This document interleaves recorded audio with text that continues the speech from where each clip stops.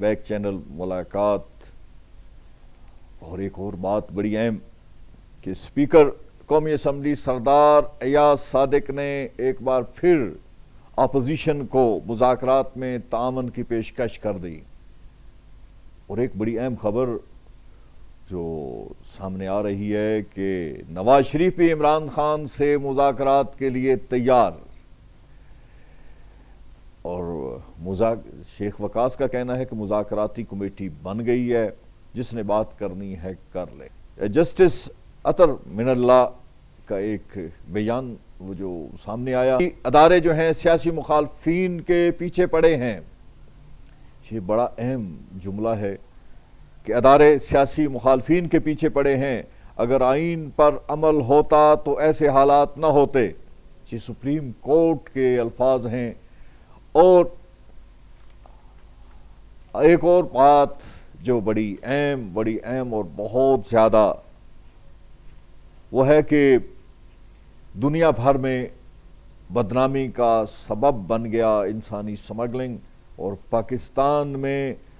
روزگار کے مواقع نہ ہونے کے سبب نوجوان موت کو گلے لگانے لگ گئے۔ اعوذ باللہ من الشیطان الرجیم، بسم اللہ الرحمن الرحیم۔ ابتدا ہے رب کریم کے مقدس نام سے، جس نے ہمیں عقل اور شعور کی دولت سے نوازا، جس نے ہمیں قلم پکڑنے کا فن عطا کیا اور بولنے کے لیے زباں عطا کی۔ آج اتوار کا دن ہے، 19 جمادی الثانی ہے، 1446 ہجری، 21 دسمبر 2024، اور سردیوں کا موسم ہے، پو کی 9 ہو چکی ہے، 2081 کا بکرمی کا سال چل رہا ہے۔ اور یہ ہے اضافہ نیوز۔ آج کی بات پروگرام کے ساتھ آپ کا میزبان سید نجف علی رضا شیرازی آپ کی خدمت میں حاضر ہے۔ اور سب سے پہلی جو خبر آپ کے گوشِ گزار کر رہا ہوں وہ ہے حکومت اور تحریک انصاف کے اعلیٰ سطحی رابطے بحال ہو گئے، بیک چینل ملاقاتوں کا آغاز ہو گیا۔ پہلی ملاقات میں حکومت کے 2 اور پی ٹی آئی کے ایک نمائندہ کی شرکت۔ حکومت وفد تھا، اس میں ایک وفاقی وزیر اور ایک بہت ہی اہم شخصیت شامل تھی۔ تحریک انصاف کی نمائندگی پی ٹی آئی کے ایک بڑے اہم رہنما نے کی۔ ذرائع کے مطابق پی ٹی آئی سیاسی سسٹم کی طرف اگر قدم بڑھانا چاہتی ہے اور معمول کی سیاست کا حصہ بننا چاہتی ہے، تو ایسی صورتحال کے لیے پی ٹی آئی کو فوج اور اس کی اعلیٰ قیادت کے ساتھ محاذائی رائی سے اجتناب کا راستہ اپنانا پڑے گا، اور اپنے اہداف کا رخ تبدیل کر کے ملکی معیشت کی تقویت کے لیے آگے بڑھنا ہوگا، تاکہ وطن عزیز ترقی کی منازل طے کر سکے۔ اور ذرائع کے مطابق پی ٹی آئی جو اپنے 2.5 سالہ پالیسی سے علیحدگی کی صورت میں بھرپور سیاسی مقام بحال کر سکتی ہے۔ اعتماد سازی سب سے اہم ضرورت ہے، اور اعتماد سازی کے ذریعے پی ٹی آئی کو بہتری کی صورتحال میسر ہوگی، اور جن اقدامات کی ضرورت ہے وہ پورا کرنے کی صورت میں تحریک انصاف کو بہترین تبدیلی نظر آئے گی۔ ویسے عمران خان بخوبی آگاہ ہیں کہ یہ بیک چینل رابطے کتنی اہمیت کے حامل ہیں، اور پی ٹی آئی کے دوسرے درجے کی قیادت کو اس بات کا شدت سے احساس ہو چکا ہے کہ پارٹی کے اندر موجود سخت رویہ اختیار کرنے والے، سخت موقف اختیار کرنے والے عناصر کو کنٹرول کرنا کس قدر ضروری ہے۔ جب تک وہ کنٹرول نہیں ہوں گے، جب تک وہ شدت پسندی کے طرف رہیں گے، تو پی ٹی آئی مشکلات کا سامنا کرتی رہے گی۔ تو اس کے لیے جو دوسرے درجے کی قیادت ہے پی ٹی آئی کی، وہ چاہتے ہیں کہ کسی صورت میں بھی، بلکہ ہر صورت میں، وہ جو شدت پسند رویہ اختیار کرنے والے افراد ہیں، جو رہنما ہیں، ان کو کنٹرول کیا جائے، تاکہ وہ شدت پسندی میں کمی آئے، اور پی ٹی آئی کی مشکلات میں جو اضافہ ہو رہا ہے اس کی بجائے کمی آنا شروع ہو جائے۔ اور موجودہ حالات کا تقاضا بھی ہے کہ اس وقت مذاکرات اور مفاہمت کی سیاست کی ضرورت بھی ہے۔ ذرائع کا کہنا ہے کہ پی ٹی آئی کو مذاکرات اور مفاہمت کا راستہ اپنانے کے باوجود پی ٹی آئی کو فوری طور پر ریلیف نہیں ملے گا، لیکن مذاکرات کا راستہ اختیار کرنے کے سبب اور عملی مفاہمتی پالیسی سے مشکلات کم ہونا شروع ہو جائیں گی۔ اعتماد کی بحالی جو ہے وہ سب سے اہم ہے اور سب کچھ اس سے ہی ممکن ہوگا۔ سیکرٹری قومی اسمبلی جو ہیں سردار ایاز صادق نے ایک بار پھر اپوزیشن کو مذاکرات میں تعاون کی بھرپور پیشکش کی ہے۔ ان کا کہنا ہے کہ کوئی آئے گا تو نہ نہیں کریں گے، زبردستی مذاکرات نہیں کرانا چاہتے، لیکن ایک جملہ انہوں نے اور بھی کہا ہے کہ میں جہاں منت کرنی پڑی منت کریں گے، اور یہ کیونکہ ملکی بقا کا مسئلہ ہے، ملکی سلامتی کا مسئلہ ہے، ایک بڑی جماعت کا مسئلہ ہے، اور پورے ملک میں کیونکہ جو صورتحال ہے اس صورتحال کو کنٹرول کرنے کا واحد مسئلہ ہے کہ آپس میں مذاکرات، اور کیونکہ جو بات محبت کی میز پر ہوگی وہ بات یقیناً معتبر ہوگی، تو اس لیے محبت کی میز پر جو فیصلے ہوں گے وہ یقیناً معتبر ہوں گے اور بہت ترقی کا سبب بنیں گے۔ اور ایک بڑی پیش رفت یہ بھی ہوئی ہے کہ ذرائع کا دعویٰ ہے کہ نواز شریف بھی عمران خان سے مذاکرات کے لیے تیار ہو چکے ہیں، اور وہ یہ چاہتے ہیں کہ کسی صورت میں بھی یہ مذاکرات ہوں تاکہ مفاہمت کا جو راستہ ہے وہ اپنایا جا سکے۔ اور اس کے لیے یہ بھی سننے میں آ رہا ہے کہ ابتدا میں جو ہے وہ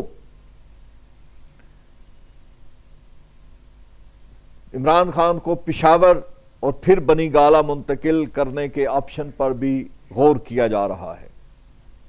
یہ بھی ایک اہم پیش رفت ہے، اور یقیناً یہ مفاہمت کے راستے جو ہیں یہ آسانیوں کا سبب بنیں گے اور ملک اور قوم کی ترقی کا سبب بنیں گے۔ جو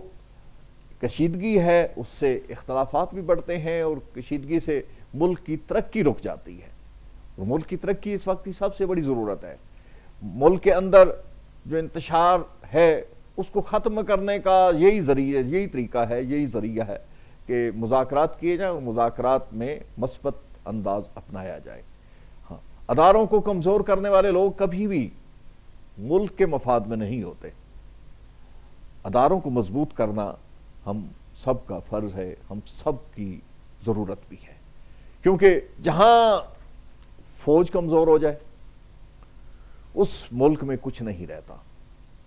جیسے ہمارے سامنے شام ہے، دیگر ممالک ہیں، بہت سارے اور بھی ایسے ہی، لیکن یہ ضرور ہے کہ اسٹیبلشمنٹ کو اور وہ جو بڑی جماعتیں ہیں بالخصوص پی ٹی آئی کو اور جو حکومتی جماعتیں ہیں ان کو بھی اس فکر کو، اس سوچ کو آگے بڑھانا چاہیے تاکہ ملک ترقی کے راستے پر گامزن ہو سکے۔ اور یہ بڑی اچھی پیش رفت ہو رہی ہے کہ حکومت بھی چاہتی ہے کہ مذاکرات ہوں اور پی ٹی آئی بھی مذاکرات چاہتی ہے، اور بیک چینل جو ایک مذاکرات کا سلسلہ بحال ہوا ہے، یہ ایک بڑی اپنا پیش رفت ہوئی ہے، اور برف جو پگھلنا شروع ہوئی ہے، اور یقین ہے کہ انشاءاللہ نیا جو سال طلوع ہوگا وہ پاکستان کی ترقی اور پاکستان کی کامیابیوں کا سال طلوع ہوگا۔ اور ایک اور اچھا بڑا قدم جو محترمہ پنجاب کی وزیر اعلیٰ مریم نواز صاحبہ نے اٹھایا ہے وہ ہے کہ تجاوزات کا خاتمہ۔ انہوں نے تجاوزات کے خاتمے کے لیے حکم دے دیا ہے کہ ہر مستقل بنیادوں پر تجاوزات ختم کیے جائیں، کیونکہ تجاوزات ایک ایسا مسئلہ ہے پورے پنجاب میں۔ آپ کسی بھی دیہات میں چلے جائیں، کسی شہر میں چلے جائیں، کسی گاؤں میں چلے جائیں، کسی قصبے میں چلے جائیں، کسی بڑے شہر میں چلے جائیں، وہاں پہ راستے میں گزرنا، اور بڑا حیران کن بات ہے، فٹ پاتھ جو ہے وہ کس لیے ہوتا ہے؟ پیدل چلنے والوں کے لیے، لیکن پیدل چلنے والوں کے لیے وہاں جگہ نہیں ہوتی، وہاں پہ دکانداروں کا سامان سجا ہوتا ہے، اور اس کی وجہ سے بیچارے پیدل چلنے والوں کے لیے انتہائی مسائل کا سامنا کرنا پڑتا ہے، اور ٹریفک کے جام ہونے کا سبب وہ تجاوزات ہی بنتی ہیں۔ یہ ایک ایسا قدم ہے جس کو اپریشیٹ کیا جانا چاہیے، اور میں بھرپور انداز میں اس کو اپریشیٹ کر رہا ہوں۔ انسانی سمگلنگ کا مسئلہ،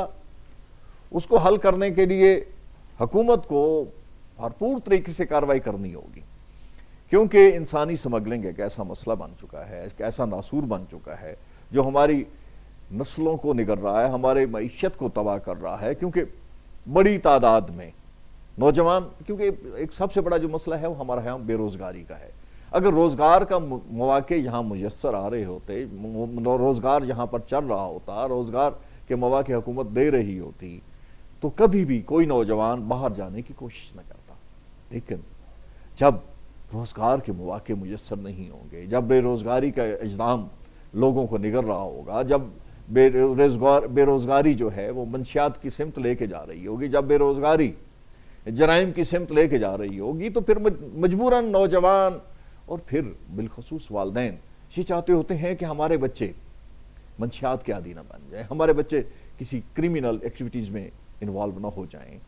تو وہ کیا کرتے ہیں، وہ چاہتے ہوتے ہیں کہ ہمارے بچے باہر چلے جائیں، وہاں جا کے کم محنت کریں گے، وہاں جا کے کچھ نہ کچھ کما لیں گے اور ان کو روزگار مل جائے گا۔ اسی روزگار کی تلاش میں وہ کیا کرتے ہیں، اپنی زمینیں، اپنی جائیدادیں، اپنے مکان تک گروی رکھ دیتے ہیں تاکہ ہمارا بچہ جو ہے وہاں سے کما سکے۔ اور اکثریت یہ جو باہر بھیجنے والے لوگوں کی تعداد جو ہوتی ہے، وہ جو والدین ہیں وہ ہوتے ہیں جو کمزور طاقت کے ہیں، جن کے پاس اتنا پیسہ نہیں ہے، لیکن وہ اپنے بچے کی کو اس کا مستقبل روشن دیکھنے کے لیے اپنی جو کچھ ان کے پاس موجود ہوتا ہے اس کو لٹا دیتے ہیں۔ لیکن بدقسمتی سے وہاں کیا ہوتا ہے، اور یہ اتنی شرمندگی کی بات ہے، اتنی شرمندگی کی بات ہے، اس میں ایف آئی اے کے لوگ انوالو ہوتے ہیں، وہ ان کو تحفظ دے رہے ہوتے ہیں جو انسانی اسمگلر ہیں۔ تو یہ ایک ایسی صورتحال کو کنٹرول کرنا وقت کی ضرورت بھی ہے اور قوم کے لیے بھی ایک بہت بڑا امتحان کا سبب ہے۔ یہ روزانہ جو سانحات ہوتے ہیں، یا تو حکومت کوئی ایسی پالیسی بنائے کہ نوجوانوں کو روزگار کے مواقع میسر آئیں، جو وطن کے اندر ہی انہیں روزگار کے مواقع میسر آئیں گے تو وہ باہر جانے کا سوچیں گے بھی نہیں، لیکن جب انہیں یہاں روزگار نہیں ملے گا تو وہ باہر جانے کا لازمی سوچیں گے۔ جو پاکستان کی اندرونی خلفشار ہے وہ بھی اس بات کا سبب ہے کہ بہت سارے نوجوان پاکستان میں نہیں رہنا چاہتے۔ تو اس لیے حکومت کو، ہمارے اداروں کو ایک مثبت انداز فکر کے ساتھ بیٹھنا ہوگا، اور وہ پاکستان کی ترقی کے لیے اس نوجوان نسل کو اپنے ساتھ ملانے کے لیے ان کا ضروری ہے کہ وہ ہر صورت میں روزگار کے مواقع فراہم کریں۔ انہی الفاظ کے ساتھ نجف شیرازی کو اجازت دیجیے گا۔ اللہ حافظ۔ پاکستان زندہ باد۔